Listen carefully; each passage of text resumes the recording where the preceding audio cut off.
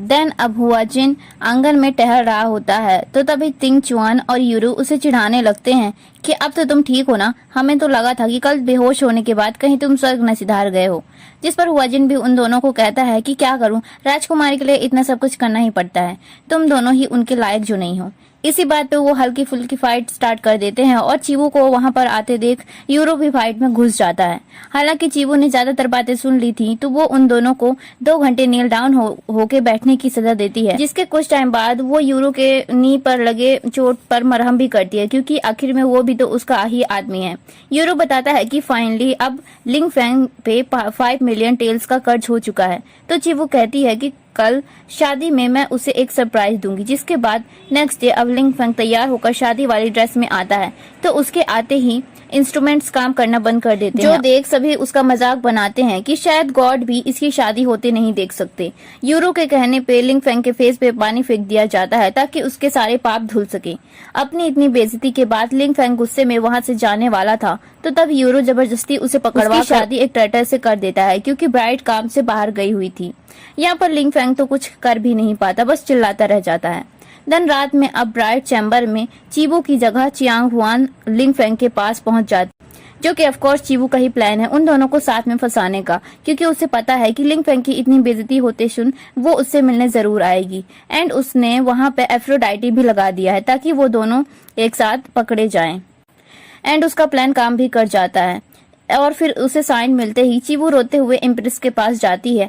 वो कहती हैं कि तुम यहाँ क्या कर रही हो, तुम्हें तो ब्राइड चैम्बर में होना चाहिए था, तुम्हारी आज शादी हुई है। चीबू कहती है कि मैं जाने वाली थी तभी मैंने बाहर से एक आदमी और औरत की आवाज सुनी। लिंग फैंग आपका आदमी है इसलिए मेरी हिम्मत ना हुई जाने की और मैं आपके पास आ गई, आप प्लीज मेरे लिए जस्टिस करें। इतने में एक सैनिक बताता है कि ईस्टर्न पैलेस में कुछ प्रॉब्लम हुई है, तो वो दोनों ईस्टर्न पैलेस में जाते हैं जहां इम्प्रेस को पता चलता है कि मिलिट्री वाले सामान में आर्सेनिक पाउडर मिलाया गया है। वो आदमी उन्हें बता देता है कि मुझसे ये सब कराया गया है, मैंने अपने मन से नहीं किया है। इम्प्रेस तुरंत चुआन हुआन को बुलवाती है लेकिन वो तो पैलेस में थी ही नहीं। चीबू का शक जाता है कि कहीं इसका मतलब लिंग फैंग के साथ। एंड फिर वो रोते हुए कहने लगती है कि आपको मेरे लिए जस्टिस करना होगा बड़ी बहन। जिसके बाद वो दोनों ब्राइड चैम्बर के पास जाते हैं जहां लिंग फैन और चियान हुआंग साथ मिल जाते हैं। वो दोनों अपने अपने बहाने देने लगते हैं, बट अब क्या ही किया जा सकता है। इम्प्रेस जानती थी कि ये सब चीबू ने किया है, उसने ही चियान हुआंग को फंसाया है। वो 2 थप्पड़ चियान हुआंग को लगाकर उसे उसके क्राउन प्रिंसेस के टाइटल से हटा देती है। जिसके बाद बारी थी लिंग फैंग की, तो वो उसे उसकी माँ और उसने जो उसके लिए किया था उन सब का हवाला देकर केवल 50 करोड़ की सजा देती है। बट चीबू ये कैसे मान, इसीलिए उसने पहले से ही सब कुछ प्लान कर रखा था। वहां पर मनी लैंडर आ जाता है जिससे लिन फैंग ने उधार ले रखा था। अब इस बात पर चीबू और भी गुस्सा हो जाती है और इम्प्रेस जानती थी कि वो अब यहाँ पर कुछ भी नहीं कर सकेगी और अगर उसने लिंग फैंग को बचाने की कोशिश की तो काफी बड़ी दिक्कत हो जाएगी। इसलिए वो इसका काम पूरा चीबू को ही सौंप देती है कि ये तुम्हारा हस्बैंड है इसलिए तुम ही इसको सजा दो। चीबू उसे 100 करोड़ की सजा तुरंत और फिर उसके बाद घर की छानबीन करने के बाद जो भी नतीजा आएगा उसकी सजा उसे बाद में मिलेगी, इसका फैसला करती है। जिसके बाद अब नेक्स्ट डे वो यू रेजिडेंस जहाँ लिंग फैंग की माँ यू हैंग कहने लगती है कि तुम अपनी पोजीशन का गलत यूज नहीं कर सकती, मुझे मजेस्टी से बात करनी है। बट चीबू तो उसे कुछ भी नहीं कहती क्योंकि वो तो एम्प्रेस की बात मानकर ही यहाँ पर आई है। इतने में ही उसके सारे कच्चे चीठों वाली बुक उसे मिल जाती है और तिंग चुआन जल्दी से कैलकुलेट करके बताता है कि इन लोगों ने कुल 58 मिलियन टेल्स का घपला किया हुआ है। चीबू अपने मन में सोचने लगती है कि अरे बाप रे, इतने पैसों से तो मैं पूरा एक देश खरीद सकती हूँ। तभी एक सिपाही पूरा सोना चांदी भी उठा ले आता है और इतना सब कुछ देखकर यू हैंग बचने वाली तो थी नहीं, चीबू उसे कैद करा देती है। वो तिंग चुआन की इंटेलिजेंस से इतनी ज्यादा खुश थी कि वो उसे मिनिस्टर ऑफ रेवेन्यू बनाने के लिए कहती है जब वो इम्प्रेस बन जाएगी। तभी तिंग चुआन देखता है कि एक तीर चीबू की तरफ आ रहा है जिसे तिंग चुआन अपने ऊपर ले लेता है, बट दूसरा तीर आकर चीबू को भी लग जाता है। नेक्स्ट सीन में चीबू बेहोश थी। डॉक्टर बताती है कि तीर में पॉइजन था और इसे ठीक करने का कोई भी तरीका नहीं है। यूरो उस पिल के बारे में लुपिंग से कहता है जो कि कुछ भी क्योर कर सकता था, बट वो पिल तो ऑलरेडी हुआजिन ले चुका है। डॉक्टर बताती है कि शायद जिसने ये हमला करवाया हो उसके पास इसका एंटीडोट हो। तो हुआजिन को याद आता है कि लास्ट टाइम चीबू पर जब अटैक हुआ था तो उसने कहा था कि मेरी भतीजी का काम है, इसके अलावा और कोई नहीं हो सकता। तो वो उसके लिए निकल जाता है। इधर चियान हुआंग सामान तोड़ फोड़ रही थी कि उस चीवू की वजह से उसे इतना सब बेइज्जती सहना पड़ रहा है। वो कहती है कि मैं उसे जिंदा बिल्कुल भी नहीं छोड़ूंगी, उसका काम खत्म करना ही पड़ेगा। तभी जिन मिंग आकर उस पर गुस्सा करने लगता है कि तुमने चीवू पर अटैक क्यों किया। हालांकि चियान हुआंग खुश होती है कि चीवू पर अटैक हुआ है, बट उसने हमला नहीं कराया था। जिसके बाद पैलेस की तरफ दिखाया जाता है, जहाँ लूपिंग डॉक्टर को पैसे देती है ताकि वो ये बात किसी को बाहर न बताए, क्योंकि असल में चीवू एकदम ठीक है। उसने ये सब प्लान किया ये देखने के लिए कि क्या हुआ जिन इन सब के बाद एम्प्रेस के खिलाफ जाएगा या फिर नहीं, क्योंकि हुआ जिन को अपनी तरफ करना सबसे ज्यादा इम्पोर्टेंट है। लूपिंग बताती है कि यू हैंग जेल से भाग गई है, जिस पर चीवू कहती है कि शैडो गार्ड से कहो वो बचकर निकल ना पाए, मुझे वो चाहिए जिंदा या मुर्दा। और उसके अलावा चैंग फेंग को हुआ जिन के पीछे भेज दो, ताकि अगर हुआ जिन चियान हुआंग को ना मारे तो चैंग फेंग उसे जान से मार, वरना इम्प्रेस उसे कभी न कभी वापस क्राउन प्रिंसेस बना ही देगी। जो बात लूपिंग को समझ में आ जाती है। इधर अब जिंग मिन और चियान हुआंग बात कर रहे थे, तभी हुआ जिन वहां आ जाता है। जिन मिंग उससे फाइट करता है, बट हुआ जिन चियान हुआंग के गले पर तलवार रखकर उससे एंटीडोट मांगने लग जाता है। चियान हुआंग कहती है कि मैंने कुछ भी नहीं किया, मुझे इस बारे में कुछ भी नहीं पता। तभी वहां पर गार्ड्स भी आ जाते हैं, तो हुआ जिन भाग जाता है, बट जिन मिंग चुपके से चियान हुआंग को जान से मारकर गार्ड से झूठ कह देता है कि चियान हुआंग हुआ जिन के अटैक से मारी गई। इधर अब एम्प्रेस तुरंत चीवू के कमरे में जाती है कि तुम्हारे कंसोर्ट ने मेरी बेटी की जान से मार दिया है, क्या तुमने उसे ऐसा करने को कहा। चीवू कहती है कि मैं तो बिस्तर पर 2 दिन से पड़ी हुई हूँ। तभी लूपिंग बताती है कि इन पर यू रेजिडेंस में हमला हुआ था, जिस वजह से वो अभी सही नहीं है। इम्प्रेस सोचती है कि कहीं ऐसा तो नहीं कि चियान हुआंग ने चीवू पर हमला कराया हो और बदले में हुआ जिन ने ऐसा किया हो। वो चीवू से कहती है कि मैंने शहर सील करा दिया है, जब वो पकड़ा जाएगा तो मैं उसे सजा दूंगी। जिस पर चीवू कहती है कि जैसा आपको सही लगे। इम्प्रेस उसे भी कहती है कि मेरे बिना इजाजत के तुम कहीं भी नहीं जाओगी। देन अब चीवू को पता चलता है कि अगर उसे हुआ जिन को बचाना है तो यहाँ से बाहर तो जाना ही पड़ेगा। वो एक प्लान बनाती है, जिसके बाद वो यूरो और तिंग चुआन दोनों को अपने साथ नाइट स्पेंड करने के लिए बुलाती है, ताकि बाहर गार्ड्स को लगे कि वो तो अंदर है। एंड फिर चीवू लूपिंग के कपड़ों में तिंग चुआन के साथ चुपके से बाहर आ जाती है और अंदर केवल लूपिंग और यूरो ही बचते हैं। और अब क्योंकि शोर होना बंद हो चुका था तो गार्ड्स को शक होने लगता है और वो अंदर आने ही वाले थे। तो तब यूरो के कहने पर लूपिंग आवाज करती है, जो कि वो शर्माते हुए कर रही थी। एंड वो गार्ड्स को भी उन गार्ड्स का शक दूर हो जाता है और वो वापस चले जाते हैं। इधर अब चीवो हुआ जिन से मिलती है तो वो उसके पॉइजन के बारे में पूछता है। वो बताती है कि सब कुछ बिल्कुल ठीक है, डॉक्टर ने एंटीडोट ढूंढ लिया था। हुआ जिन बताता है कि उसने चियान हुआंग को नहीं मारा। देन नेक्स्ट सीन में चीवू सोच रही थी कि आखिर हुआ जिन को मेन गेट से बाहर कैसे निकाला जाए, कि तभी वहां पर लिंग फेंग अपनी माफी लेकर आ जाता है और चीवू को इसी चीज का इंतजार। उसे फेनिक्स कंसोर्ट का टाइटल छीनकर उसे मेन गेट के बाहर एक कैद खाने में भिजवाने का प्लान बनाती है, ताकि लिंग फेंग की कैरिज में वो हुआ जिन को बाहर भिजवा सके। लेकिन उसे याद आता है कि अब उसके लिए उसे किसी आदमी की जरूरत थी जो कि ये काम कर सके। कि तभी वहां पर खुद यूरो ही अपने आप आ जाता है, क्योंकि ऑफ कोर्स उसे चीवू का प्लान पता था। बट चीवू नोटिस करती है कि यूरो को सामने देखते ही लूपिंग का फेस रेड पड़ जाता है। खैर वो ये काम यूरो को सौंप देती है, जिसके बाद अब प्लान के मुताबिक यूरो लिंग फेंग को लेकर जाता है। एंड फिर रास्ते में उसे बेहोश करने की बजाय जान से ही मारने वाला था, कि तभी हुआ जिन उससे फाइट करके उसे रोक देता है कि चीवू ने किसी को भी जान से मारने के लिए नहीं कहा। हालांकि यूरो लिंग फेंग को छोड़ना नहीं चाहता था, बट वो रुक जाता है। अब हुआ जिन को तभी याद आता है कि ऐसी फाइटिंग तो जिन मिंग ने की थी, कहीं इसका मतलब यही तो जिन मिंग नहीं। लेकिन तभी वहां एम्प्रेस आकर हुआ जिन को पकड़ लेती है और फिर यूरो अपने झांसे में लाकर यू हैंग को भी पकड़वा लेता है। चीवू को पता चलता है कि एम्प्रेस ने हुआ जिन को पकड़कर डाली टेम्पल ले गई है, जहां का नया इंचार्ज अब जिन यूजी है। हालांकि वहां पर मेल्स को रखते नहीं है, लेकिन उसकी काबिलियत की वजह से उसे रखा गया है। चीवू कैरिज तैयार कराने लगती है, तभी यूरो कहता है कि आपको अभी वहां नहीं जाना चाहिए, क्योंकि एम्प्रेस को अभी भी आप पर शक है। बट चीवू कहती है कि मैं तो जुआन बिन से मिलने जा रही हूँ। जो सुन यूरो कहता है कि उसके लिए तो हमें पहले तैयारी करनी होगी, क्योंकि ऑफ कोर्स यूरो को भी तो टाइम चाहिए अपना भेष बदलने के लिए, आखिर जुआन बिन भी वही तो है। इधर अब हुआ जिन से जेल में मिनिस्टर मिंग पूछताछ करती है, और जब वो उसे कुछ भी नहीं बताता तो वो उस पर काफी ज्यादा टॉर्चर भी करती है। तभी वहाँ यूजी आकर कहता है कि आप उसके साथ ऐसा बिहेव नहीं कर सकती, अगर वो मर गया तो हम क्या जवाब देंगे।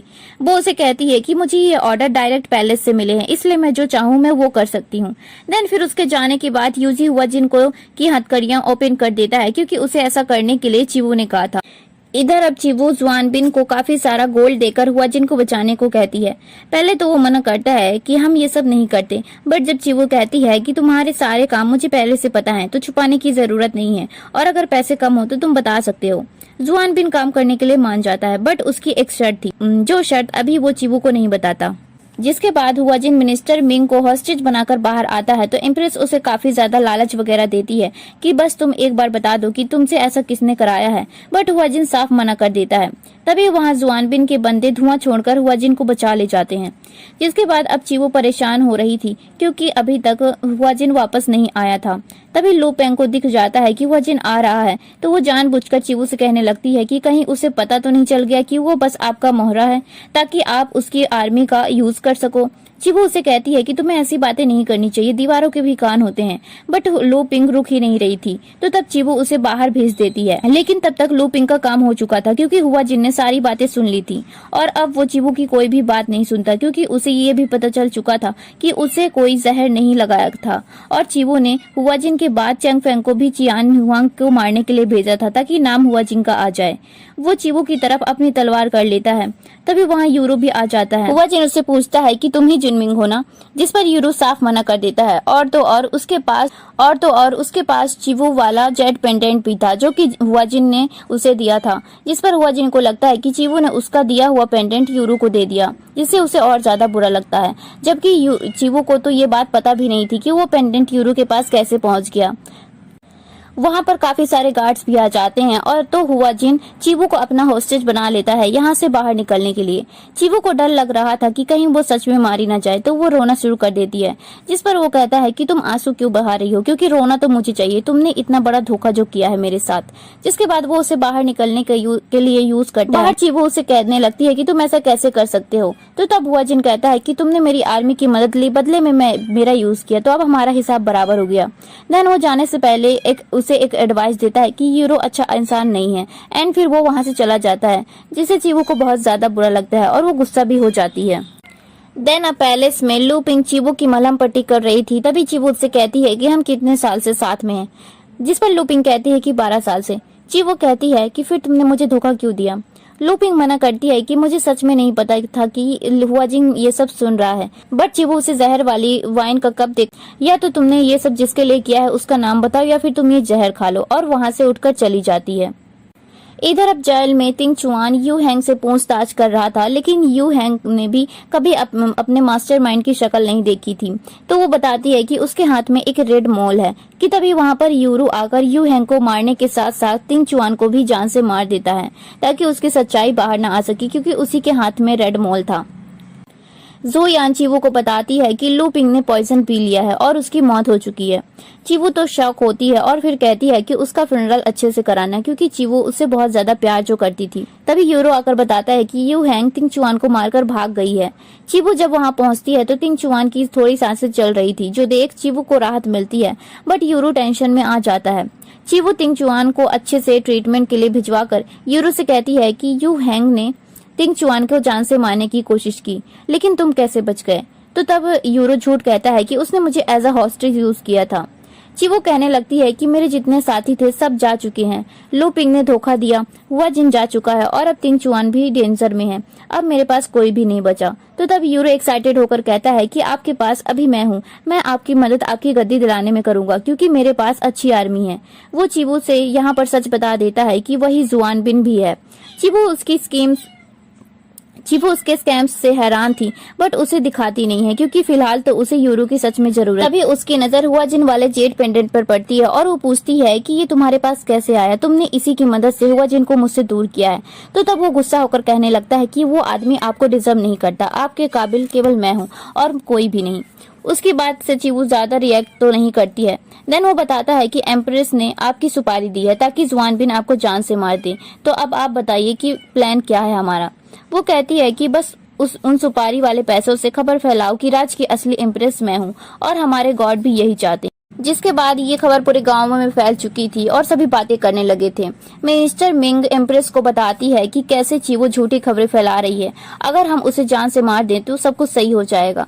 एम्प्रेस ने तो ऑलरेडी उसकी सुपारी दे रखी थी, तो वो अपने मन में खुश हो रही थी। जिसके बाद अब लिंग फेंग को वापस चीवू ने बुलवा लिया था, क्योंकि एम्प्रेस का बर्थडे आने वाला था। वो कुछ लिख रही होती है तो लिंग फेंग कहता है कि क्या मैं तुम्हारी कोई मदद करूं।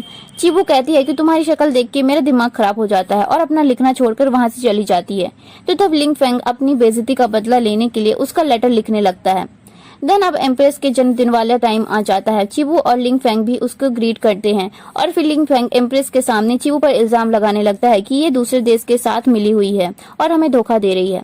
एम्प्रेस उससे सबूत मांगती है तो वो अपना लिखा हुआ लेटर ही दिखाता है, जिसके बाद सभी लोग चीवू को भला बुरा कहने लगते हैं। तभी यूजी लेटर देखकर बताता है कि इसकी कैलीग्राफी तो इम्प्रेस वाली की तरह है, जिसका मतलब है कि लिंग फेंग झूठ कह रहा है।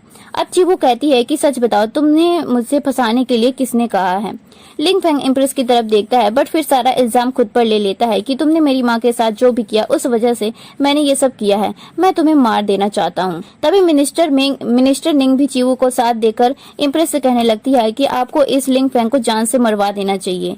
एक एक करके सारे मिनिस्टर लिंग फेंग की मौत मांगने लगते हैं और लिंग फेंग समझ चुका था कि इम्प्रेस अब उसकी कोई भी मदद नहीं करेगी, तो वो सभी को सच बता देता है कि ये सब मैंने इम्प्रेस के लिए किया था। वो इम्प्रेस से कहने लगता है कि आप मुझे मार नहीं सकती हो, बट इम्प्रेस की सच्चाई तो अब बाहर आ चुकी थी। वो अपने हाथों से ही लिंग फेंग को जान से मार देती है। अब सभी एम्प्रेस को बातें सुनाने लगते हैं तो वहाँ जुआन बिन भी आ चुका था, बट वो उल्टा एम्प्रेस की तरफ ही अपना हथियार कर लेता है। इम्प्रेस की सच्चाई जान चुके थे तो वो अगली इम्प्रेस चीवू को बनाने की बातें करने लगते हैं। इम्प्रेस अपने गार्ड्स की आवाज लगाती है, बट तभी वहां से हुआजिन अपनी आर्मी के साथ उसके गार्ड्स को सरेंडर करा चुका था। वापस हुआजिन को यहाँ देख चीवू काफी ज्यादा खुश हो जाती है। जिसके बाद अब एम्प्रेस को पता चल चुका था कि उसका पत्ता तो कट चुका है, तो वो अपनी रिटर्न पैगाम देने के बहाने चीवू पर अटैक करती है एंड तभी हुआजिन चीवू को बचाने के लिए उसे जान से मार देता है। जिसके बाद अब फाइनली चीवू यहाँ की एम्प्रेस बन चुकी थी और अब चीवू चैन की सांस लेकर खुश हो जाती है। जिसके बाद अब रात में वो चीवू अपना क्राउन उतारकर खुद से बातें कर रही थी कि ये क्राउन तो कितना ज्यादा भारी है, मेरा पूरा सर दर्द देने लगा और ड्रैगन सीड से मेरी पूरा बम दर्द देने लगा। तभी वहाँ हुआजिन आता है और कहने लगता है कि अब मुझे वापस जाना चाहिए, मैंने जो प्रॉमिस किया था उसे पूरा किया। चीवू भी उसे टीज करने के लिए गुड लक कह देती है। तभी वहाँ चीन यूजी और यूरो भी उसके पास आकर इंपेरियल कंसोर्ट बनने की डिमांड करने लग जाते हैं। चीवू तो अब काफी ज्यादा परेशान हो चुकी थी, क्योंकि उसके लिए तीनों ही इम्पोर्टेंट है, वो किसी को भी डायरेक्ट कंसोर्ट नहीं बना सकती। तो वो कहती है कि अभी ये सही मौका नहीं है, मैं फैसला कुछ दिनों बाद करूंगी। तो तब वो तीनों वहाँ से चले जाते और चीवू बैठकर रोने लगती है कि अब मैं क्या करूं, ये लोग मुझे चैन से जीने नहीं देते। अभी तो मुझे थोड़ा आराम मिला था, मुझे तो अपने लिए 100 आदमियों का हरम बनाना था, अब मैं क्या ही करूंगी। तभी वहाँ हुआजिन आ चुका था, जो कि उसकी बातें सुन लेता है, बट उसे देख चीवू उसे हक करके सारी सच्चाई बताती है कि कैसे उसने ही जुआन बिन को उसकी मदद के लिए भेजा था और उसने जो भी किया वो सब हुआजिन को की जान बचाने के लिए किया था। यहाँ पर हुआजिन को उसकी बातों पर भरोसा था, तो वो उसे हक कर लेता है। जिसके अलावा चीवू उसे ये भी बता देती है कि वो इस दुनिया से नहीं है, बल्कि वो नोवेल में पढ़ते पढ़ते आ गई है। तो तब हुआजिन को समझ में आता है कि आखिर क्यों चीवू की पर्सनालिटी एक रात में इतनी ज्यादा चेंज हो गई, और वो उसे एक्सेप्ट कर लेता है। जिसके बाद चीवू अब चेंग फेंग को मिंग यूरू के पीछे लगाती है उसके बारे में पता करने के लिए, क्योंकि उसे पता था कि लो विंग डिसलॉयल तो बिल्कुल भी नहीं थी, बल्कि ऐसा केवल कोई तभी कर सकता है जब वो किसी के प्यार में हो। देन हुआजिन चीवू को बताता है कि पड़ोसी राज्य ने हम पर अटैक कर दिया है, तो वो यहाँ फाइट के लिए जा रहा था। चीवू को उसकी चिंता हो रही थी, वो उसे हक करके कहती है कि वापस लौटकर जरूर आना। बट वहाँ युद्ध में यूरो जानबूझकर हुआजिन को मार देता है, क्योंकि उसे पता था कि जब तक हुआजिन जिंदा रहेगा चीवू उसे कभी भी एक्सेप्ट नहीं करेगी। और जब चीवू को पता चलता है कि हुआजिन मारा गया तो वो बहुत बुरी तरह टूटकर रोने लग जाती है। जिसके बाद मिंग यूरो तो किसी और को चीवू से मिलने भी नहीं देता था, हालांकि वो उसे मनाने जाता है क्योंकि उसने 3 दिनों से कुछ भी नहीं खाया था। चीवू कहती है कि मेरे सारे प्यारे लोग मुझे छोड़कर चले गए, मैं तो केवल अकेली ही बच गई। जिस पर यूरो फिर से कहता है कि आपके पास मैं हूँ, आप कभी भी अकेली नहीं हो सकती। इतने में जुयान चीवू को बताती है कि तिंग चुआन को की फिंगर्स मूव कर रही थी, डॉक्टर ने कहा है कि कुछ दिनों में उसे होश आ जाएगा। अब ये बात सुनकर तो यूरो को ही अब ये बात सुनकर यूरो को गुस्सा आने लग जाती है कि इससे चाहे कितना भी मारो ये लोग मरते क्यों नहीं है। एंड वो चुपके से तिंग चुआन का गला दबाने जाता है, बट तभी चीबू सैनिकों के साथ उसे पकड़ लेती है क्योंकि तिंग चुआन को तो कभी होश आया ही नहीं था। वो बस चीबू की साजिश थी यूरो को रंगे हाथों पकड़ने की। यहाँ पर यूरो उसे सब कुछ सच बता देता है कि उसने ये सब केवल चीबू के लिए किया ताकि चीबू के पास केवल वो रहे। चीबू को सारी चीजें समझ आ जाती हैं कि अभी तक के सारे भी कांड जो भी हुए हैं उन सब के पीछे का मास्टरमाइंड यूरो ही था। वो उसे कहता है कि तुम मेरे साथ रहो, मैं हमेशा तुम्हारा साथ दूंगा। वो उसे अपना टोकन भी दिखाता है जो कि पिछली लाइफ में उसे चीबू ने दिया था, बट इस लाइफ में चीबू को कुछ भी याद नहीं था क्योंकि वो तो असली चीबू है भी नहीं। वो उसकी कोई भी बात नहीं सुनती। तभी एक तीर आकर यूरो के सीने में लग जाता है जो कि हुआजिन ने मारा था, क्योंकि वो मरा नहीं था बल्कि ये सारा चीबू और हुआजिन का प्लान था। यूरो मरने से पहले कहता है कि मैं दूसरा मौका पाकर भी अपनी किस्मत से नहीं बच सका, एंड फिर उसकी मौत हो जाती है। देन अब हॉल का सीन दिखाया जाता है जहां चीबू ने अपने वादों के अनुसार यूजी को चांसलर और तिंग चुआन को मिनिस्टर ऑफ रेवेन्यू बनाने के साथ साथ हुआजिन को मरकज की पोस्ट भी दे दी थी। देन अब चीबू कई सारे मेल्स के साथ बैठी होती है कि तभी हुआजिन आकर उन सबको भगा देता है। वो कहती है कि क्या हुआ, क्यों तुम्हें जलन हो रही है क्या? जिस पर वो कहता है कि मैं भला क्यों जलन फील करूंगा, एंड फिर कहता है कि अब क्योंकि मेरा यहाँ कोई काम भी नहीं है तो मैं बॉर्डर पर वापस जा रहा हूँ। तभी चीबू उसे उसका पैगाम देती है जिसका मतलब है कि चीबू ने हुआजिन को अपना इंपीरियल कंसोर्ट चूज कर लिया था, जो देख हुआजिन बहुत ज्यादा खुश हो जाता है एंड उसे खुश देख चीबू भी बहुत ज्यादा खुश हो जाती है, जिसके बाद वो दोनों किस करते हैं। एंड फिर इसी के साथ ये स्टोरी यहीं पर एंड हो जाती है। अगर आपको स्टोरी पसंद आई हो तो प्लीज चैनल को सब्सक्राइब कर लेना आगे की स्टोरीज देखने के लिए। Thanks for watching.